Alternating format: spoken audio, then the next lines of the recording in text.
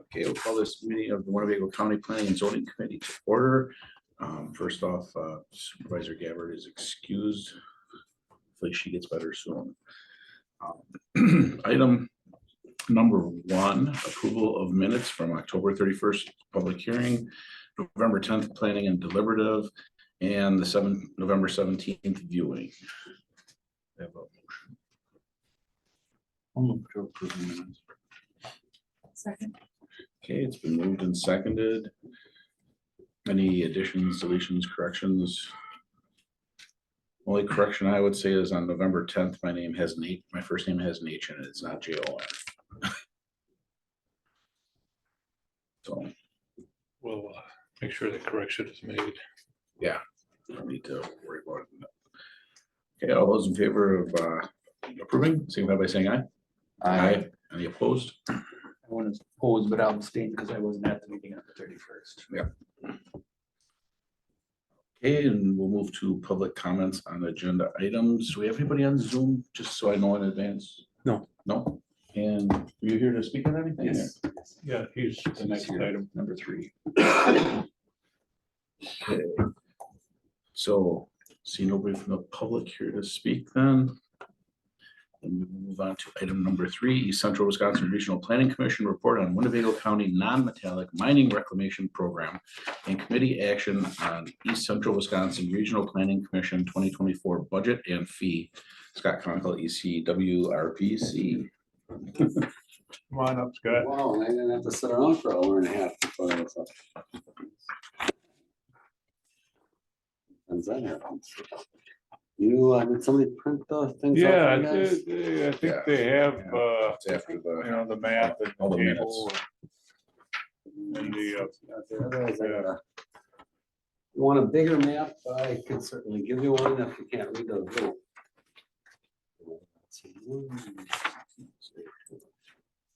okay.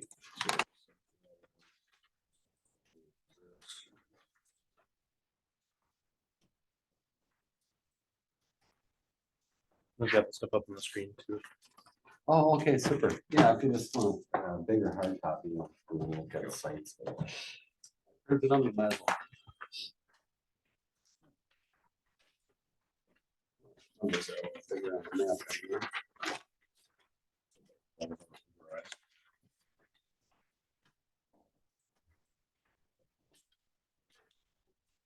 So as for starters, is there anybody here who is not familiar with the program I administrate for the county, the NR 135 non-metallic mining reclamation program? Is familiar? I think everyone was here last year when you did this report. Okay. That's when it enlightened at least some of us Okay. who hadn't been here before.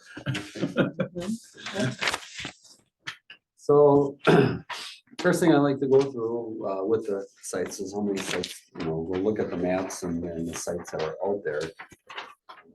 Actually have 44 active mine sites when I put this together. Last week there was 44 sites, but now there are 43. And I'll go through that. The FLB quarry, which has been in the works for a long time in reclamation, has been completed. So they got their certificate of completion. So we got, in accordance with this, there was 44 active mines with 982 active acres. I don't have any compliance issues with any of the sites.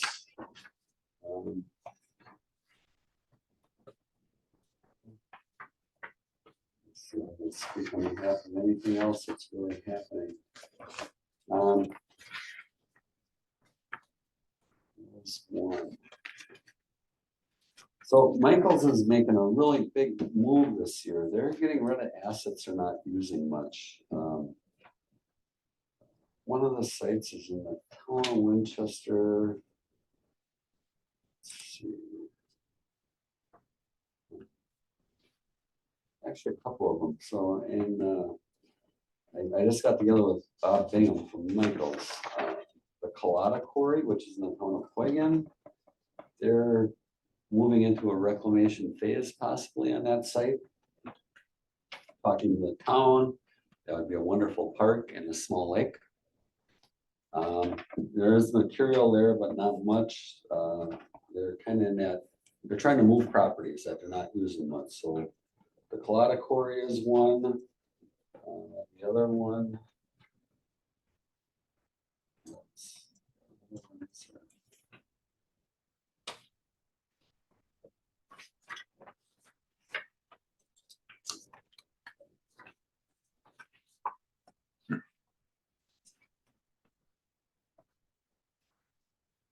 We just got into discussions with that. Another one is the city of Oshkosh quarry. That's a real big one. It's right in the center of the city here. And I'm gonna try to work with the city of Oshkosh on that, but they also, the material, they got one more blast to do. So by next spring, they will be done mining that site. And so I was on that site, with Bob Bingham last week, and we're looking at how this stuff will probably be a reclamation that will take 4 to 5 years. We claim that, but I'd like to get the city involved and get their interest in that because it'd make a wonderful park. Otherwise, it's gonna go to the highest bidder. And they'll have a utopia right in the center of this city. I mean, that's essentially it. I'd like to see it become more of a public space, but the city would have to show interest in that. So I'm gonna work towards that goal. The FLB quarry, I just approved. I'll show you that in a little bit, what that looks like as a reclaimed site. There's also one over by Winchester. Why can't I figure out which one that is here? Is it the Doral? The Doral quarry. They are also dumping that property, and that one is simply access. They don't have access onto 45. And with that being said, they want to sell that site and sell it, but they won't allow mining rights. There's more material there. So we'll go to somebody, they will also have another utopia. They'll have a nice lake, whatever that property goes for, it'll be reclaimed. And it's a beautiful setting. It's not going to take much to reclaim, but they're also dumping that site. So it's interesting the moves that Michaels are making around many counties. Just getting rid of sites they don't have a high value for. Some there won't allow mining and unless have to be reclaimed. Is there any questions on any sites that are out there that you might have an interest in or questions? That one city, is that the one right by the facilities plant? I believe that's one and the same. Yeah, Yeah. it's over on, it's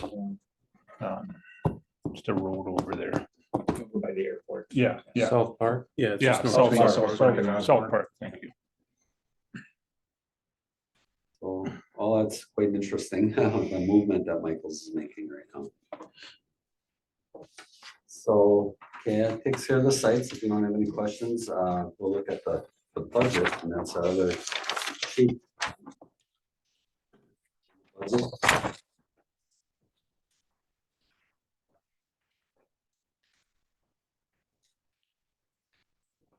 So for the budget, the first line is my time in the program for the 5 counties. I have 1,478 hours. My direct cost is 35 an acre and our indirect cost is 40. GIS manager, he helps me with a lot of my my mapping, especially with the drone related materials. 64 hours, his rate, and then my deputy director and his rate of 33 hours to oversee what I'm doing. Equipment and supplies, that's mainly licenses that I have to hold, my insurance, the drone license and my GIS license is $62.85. I do carry a errors and emissions insurance on my reviews, and that's the one that's a shocker. That went from about 5,200 a year up to 10,000, and we don't have much control over what insurance companies do to us at this point in time. Mileage, about 7,000 miles a year. At that rate, publication fees I put out there at $50 for public noticing of 2 new mine sites a year. Also put in $400 for a training conference, which I have not used in the last 22 years. It's hard to find something with training for reclamation. I also collect the DNR's portion of the fees, which comes about $20,000 a year that I collect and then reimburse them in March.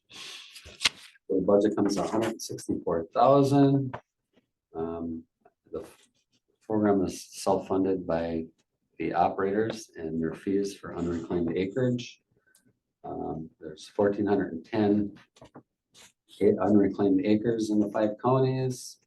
So that would come to about $39 an acre.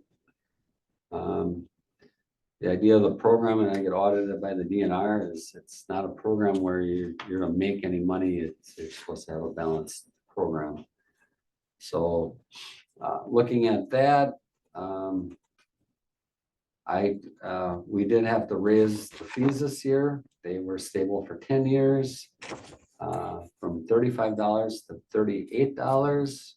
That should then be stable again, and that's how we do those numbers, that they would stabilize for years and try to balance it where it's just stable for years, like for next 5 or 10 years. And the reason for that is if we just tried to balance a budget every single year at that flat, what would happen is I'd be increasing and decreasing by $1. And the operators would have all kinds of questions. Why is it this? Now it's down and now it's up. So I've been able to stabilize it over the years, which is really good. Is there any questions on the budget?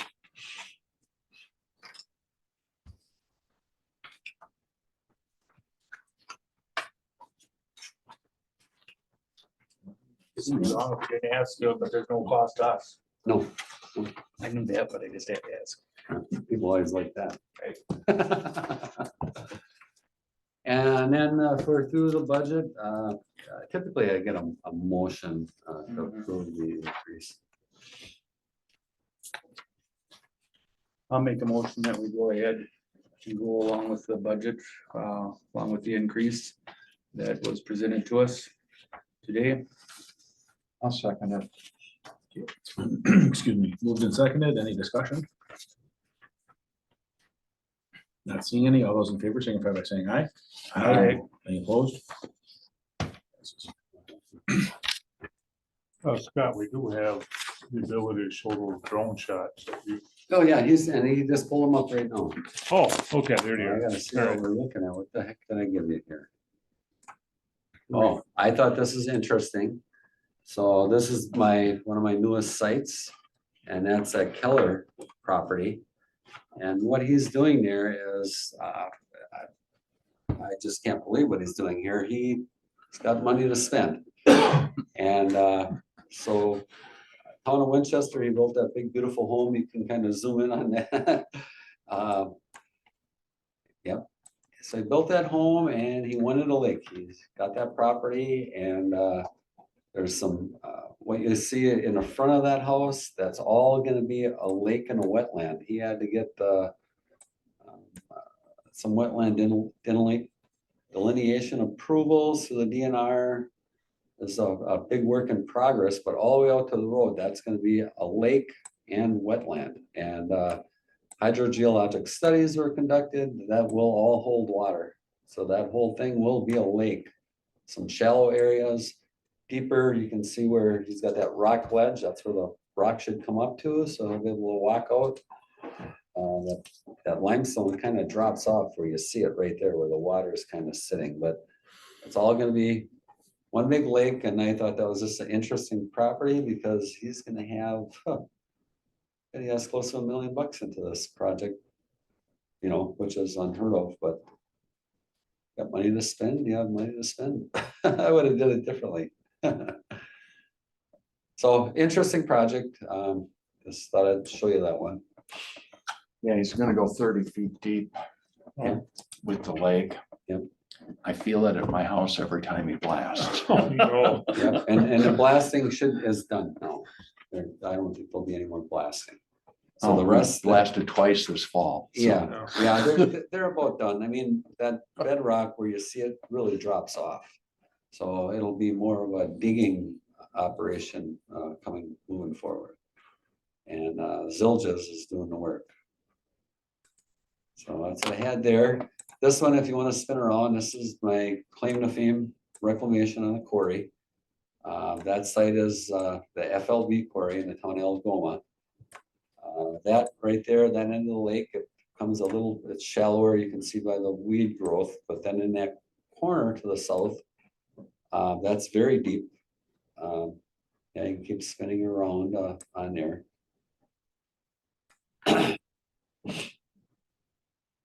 And what that looks like. That area we're coming into, and you can see, you could click on that photo and show them the prior, what it looked like prior. So that's what the site looked prior to that. But real deep down on that end, there was some ledges on that north wall that were blasted in right about 3 feet below the water table. Could maybe show you a little bit better on this. So this is the overflow to the site. Right here is a channel, so the water table is set. Right here, you got 2 shells that were blasted in. And the water sits at about 3 feet. This is about 80 feet deep. We did blast some caves into that wall a little bit, and then some big log structures down here as well. Here in the spring, the water flows off and you got a beautiful waterfall. This beautiful property. Michael thought they could advertise this down in Milwaukee. I told him I have a friend that's IT director at EAA, and he might have been a better guy to advertise it through, because they weren't getting many hits out of Chicago on a national scale for this property, but I think it would have with EAA. Well, they dropped the price down, kind of keep this down to $600,000. I mean, this is a steal for a developer, and there's a landscaper, local landscaper that's looking at this to develop it. And what he's getting for that price, if he gets it for that price, is simply amazing.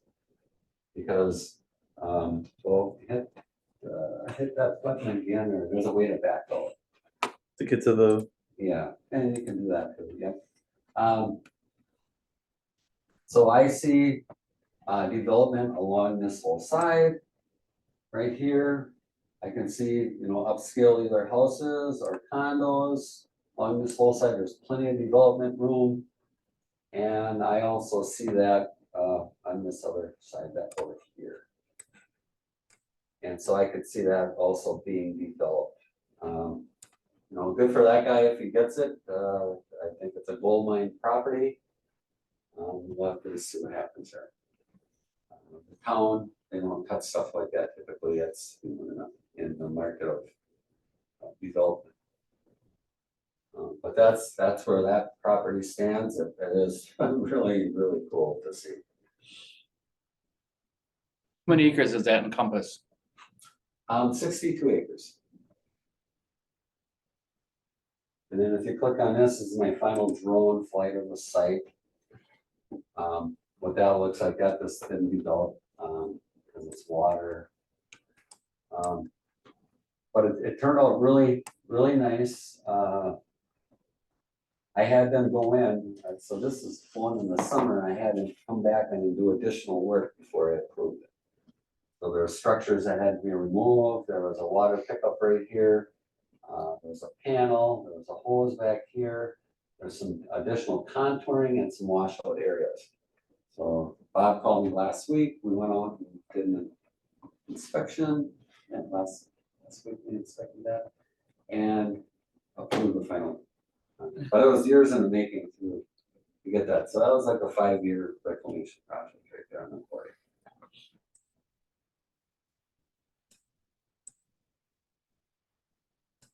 And I need what they can become. So a big hole in the ground with no land use. So we'll have to see what happens. Someday when these from these houses and I won't have a clue. Any questions on the site? I think those are the 2, right? Yes. Those 3 in there, yeah. Just 2. Put the 2. And if there's any site that you guys might have a bird's eye view of, I can go out there, do a flight, and send it to you right from my phone. I can send you something like that. What's happening out there? Okay, this is what's happening. Yeah, and Scott showed his methodology to Andy Marcini and I at a meeting, I don't know if that was 6 or 8 months ago. Yeah.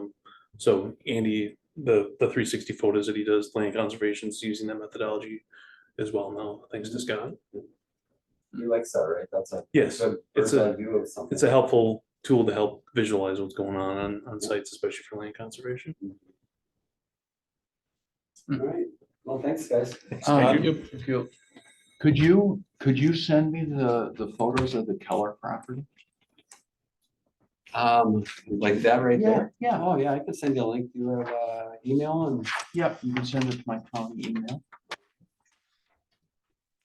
You can make sure you get that, Scott. yeah, just send me a email Yeah, and I have this. your email. I'd be happy to send it to you. Yeah, thanks. I'm just curious, and I Yeah, know yeah. some of my Oh, neighbors you would can be keep that. interested in seeing it too. So, Yeah.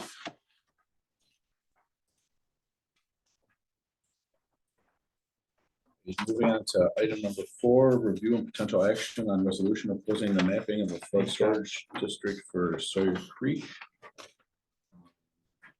You have an update on that, Shawna, or- Yeah, it was just something I wanted to discuss. It wasn't necessarily something I think should go before the board. I think the biggest thing regarding just looking back on this was that it would be helpful if flood storage district outside of the floodplain be eliminated for consideration. If there's any way that we could just discuss that, that would be a possibility in the future. Because that was a big thing, is that this was outside of the floodplain. here's Scott. Thank you. And it doesn't really say anything like that on this resolution, I understand. So as far as the resolution goes, do you want anything with that, or? No, we- I don't or Did you think- want that to be pulled? well, I would like to get your opinion, others' opinion on this, On this resolution? on the resolution, yeah. Okay. If possible.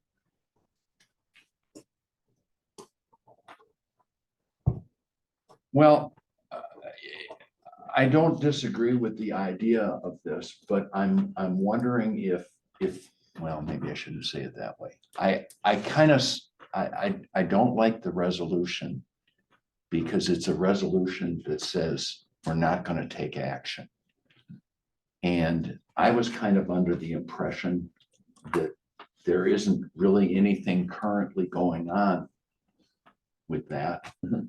And does it make sense to do this? Mhm. You know, Well, is it better to just leave it alone? In other words, leave the sleeping dog lie.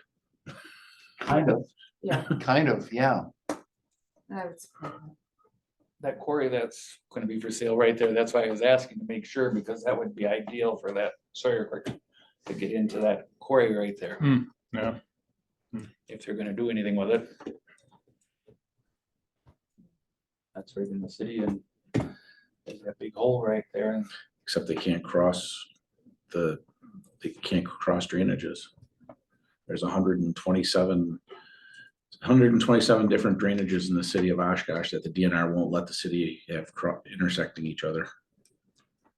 well, I'm not gonna get into a big discussion, but they'll let farmers take their land, so that's a whole nother discussion, I know that, so.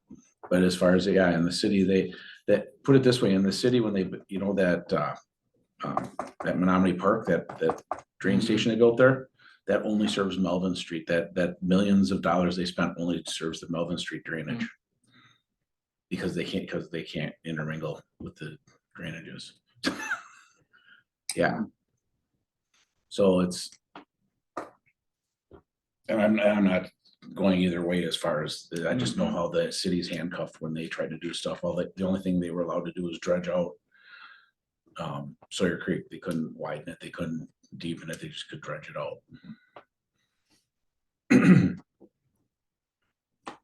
But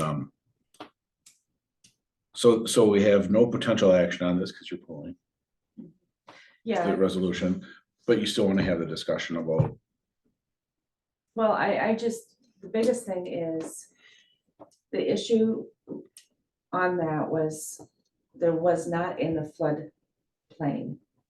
So the flood storage districts were pinpointed and we're not in any floodplain. Mhm. And I'm wondering if this committee can do anything regarding that, that we would just have that ineligible in the future, that the city couldn't just come along and say, I'm just Mhm. say, these areas are targeted at. And if, without being in the flood storage, floodplain, then, I thought that was already in the ordinance that flood storage had to be in a floodplain. Isn't that the way isn't that the way it Yeah. reads? The way it is, it just states more generically that see, the counties are supposed to adopt DNR, the DNR floodplain ordinance, okay?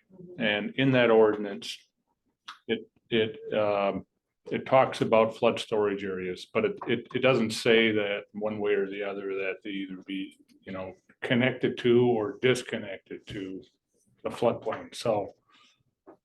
And I think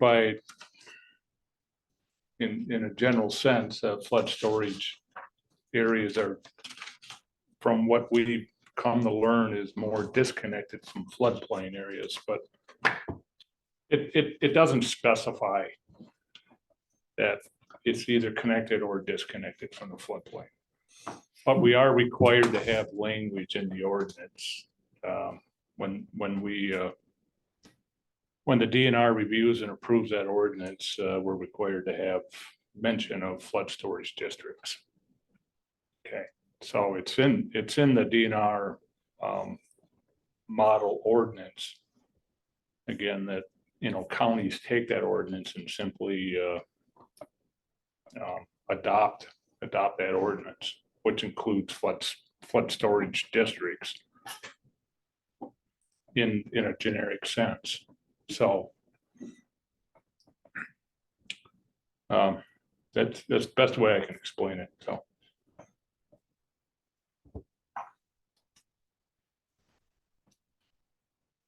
So to explain it in layman's terms, Yeah, is it in there or isn't it? yes, it is. Okay. Yes, sorry. Yes, it is. Any other discussion on the item? Okay, we'll move on to item number 5, Geographic Information System Operations Report. Adam Dorn, GIS Administrator. All right, so similar to Scott, I've been talking to Jerry about coming and just giving you guys an overview of GIS. I think it's been a while since that's happened. So just a little bit of history. Our division started to be created in about 31 years ago is when there was a decision made by this committee, that Paul Stevenson, the county executive at the time, and the county board to start pursuing GIS. It actually culminated with Governor Tommy Thompson actually coming with a check for $100,000 to the county board to help pay for the initial development of GIS. The program was originally called WINGS, for Winnebago County Geographic System. That has changed a lot over the years as technology changed from that original time period. The internet flourished and GIS and technologies completely changed in that amount of time. So the way we've done our operations has completely changed, and now we have a lot more apps and tools that help the public directly, as well as stuff that helps municipalities in the county and county operations. The two core services that our division supports internally are land records, so things related to property information, taxing information with the tax listing office, with zoning and land use. And then the other piece is public safety. So on the land record side, many of you have probably used our parcel viewer or the zoning viewer that we have on the website, or even the airport zoning viewer. Those things are fully available to the public. On the public safety side, we do things like support addressing for fire and police and EMS services, both mainly in coordination with the sheriff's department. They distribute that information to all the public safety agencies in the county, as well as it's used to support dispatch. So that can lead to things like if a teenager hits a deer and calls 911, trying to figure out what to do and what to respond, dispatch uses that information to identify which public safety agency is responding, the fastest route to get there, and gives contextual information for that. On the emergency management side, we do things like map where all the county sirens are. We support emergency operations that are necessary, and even support things like the sheriff's department's Winnebago County Child Abduction Response Team. We have many other additional services that are less publicly visible or less involved than the sheriff's department. So we do things like assist with non-recorded survey documents. So for those of you that you all are approving CSMs and subdivision plats, surveyors also do plats of survey. Those are not recorded in the Register of Deeds office, and surveyors submit those to our office. And we recently changed from having them visible just in person to now they're fully visible online. So surveyors can do that work any time of the day. So if they're doing work for a client, they can do that on the weekend and do that research independently without having to come into the office. And we're working on improvements to make that even better. We also support infrastructure and other county operations. So we're doing a lot of work right now with the highway department, with the parks department, some work with IT, and a little bit of work with the airport. So we're working, one of the projects that is in that area is a culvert project where we're working with the highway department. Land conservation, highway maintain separate culvert data sets. We're merging those together to reduce the level of effort and try to make that a little bit more comprehensive so they can get a better idea of culverts and the culvert maintenance that's going on. In addition to those things, we do analysis and outreach. A lot of that focuses on planning and zoning, but we also work on projects occasionally with the health department, human services, and support other needs. Like one of the projects I'm working on right now for the county executive's office is a Spirit Fund dashboard. So we can help communicate the progress of Spirit Fund projects after they're approved by the ARPA Commission and the county board. So we do those things, but we also coordinate with municipalities. Our online viewers include zoning viewers for all town zoning, and we coordinate with the municipalities that maintain their own GIS. So for example, with the city of Oshkosh or city of Neenah or village of Fox Crossing, they submit their addresses that they issue to us because that's their authority. They submit that information to us so we can incorporate that in our data and submit that to dispatch. So just want to give you a bit of an overview and see if you have any questions for me about how we do our operations. I don't have any questions, but I'm quite surprised when you said that you're doing work from the Spirit Fund for the county executive. He's got enough people up there. You think they could be doing it. He's got And- another one working on that too. So, We did but- collaborate on that. So I'm setting up the app, and then the county executive staff is going to be the one maintaining it. I'm setting up the structure to help Okay, facilitate that and communicate it more to the public and to the board. And then they're taking over the maintenance of that once they get it set up. So okay. you're right, they are doing that work. I'm not doing that work, and that was part of the process that we worked through to make sure it's streamlined and we can We're focus just on. doing some upfront stuff. Yep. Okay. Yep. Yeah.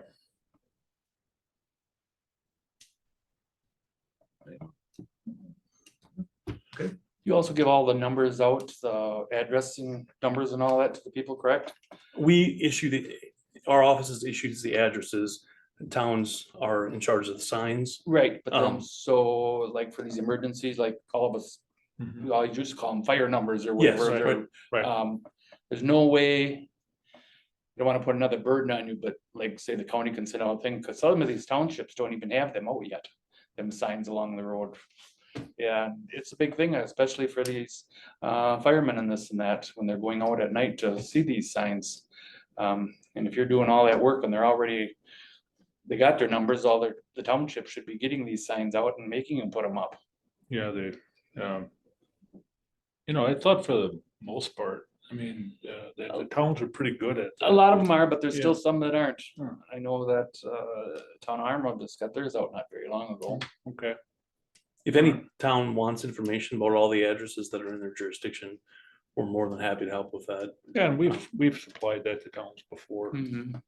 Um, That's where we get ours from, I know, as you guys, Yeah. so. Yeah, and I know Dave in our office, every time there's a new address issued, Mhm. he's in contact with the town clerks to identify what address was issued and correspond that and resolve any issues with that. But if anybody wants an updated list, we can certainly provide that. I know we work with many, not me, but Diane in our office works frequently with the towns when related to zoning matters and where all the addresses are. That's something that we do on occasion at a request from a town. You know, and typically, you know, we work, you know, closely with the, you know, with the fire departments, the town fire Yeah. departments and so forth, and, you know, so it's really working with them, with whatever town, you know, Mhm. town board, you know, that's how that gets done, so, you know, I haven't, you know, we really haven't heard that there's been a town or towns that really don't have fire numbers up. Well, Armo's just went up here, I'm gonna say within Yeah. this last year, or so, but they were one of the last ones to go up. No kidding.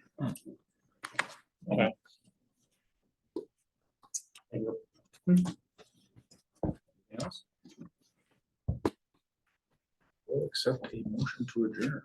I have a question. I have a Oh. question. Okay. It's not on the agenda, but I have a question I'm gonna ask Brian because he always takes the notes. Do we have to say in our rules that we have to have a stenographer here to take it, our minutes and that? And the reason I say that, and I really like Karen, I like her very well, but I mean, like, sometimes she can't be online, sometimes she's gotta leave early and all this and that. And I know you're paying her pretty good wage, whoever you get, not just Karen, whoever you get, you pay a good wage. Is there some reason to have that according to state statute? And it's not on the agenda, I know, Mr. Chairman, I'm sorry. I don't believe there's anything in the state statute. No. However, I mean, if that's something you want, we can run it past Karen, but keep in mind, she's gotta be in court by shortly after 8 Right, in the morning. and that's what I'm asking. Yeah, we can ask her if she'd be willing to be here for the planning meeting. But no, I'm saying, you're just- what about just you Yeah. overall? Do we actually have to have a stenographer for any of the meetings? Yeah, when you're talking about the, deliberatives and Right. the public hearings, Right, them are the ones. you know, they're there for, you know, for legal purposes. When and if a certain issue is, ends up going to court. And we have that transcript, is important when it comes Mhm. to any kind of court proceeding on a matter. That's really why it's done. But that brings up Yeah. another question. Now that the meetings are recorded, Recorded, you know, is, Hang on, we're getting too far down the Right. rabbit hole. This is not on the agenda. We gotta. okay. Well, we can ask questions. Yeah. This is our meeting, Yeah, And, and we can put this on the agenda next month. so. yeah, sure. yeah. And yeah, these are the kind of questions we need to get answers. Yeah, we'd be happy to talk about it further at another meeting, but. Like I you said, know, I have nothing But yeah. against Karen. Yeah. I think she's No, great. good question, yeah. And I just, I know, So, yeah, I think that's something we can put on the agenda for next yeah, month. yeah, maybe. That gives you guys some time to look into it and Yeah, us time to. Sure, questions. absolutely. Okay, item number 6 is adjournment, so. I'm not sure. I move we adjourn. Second. Okay, it's been moved and seconded. Any discussion? See none, all those in favor, signify by saying aye. Aye. Meeting adjourned.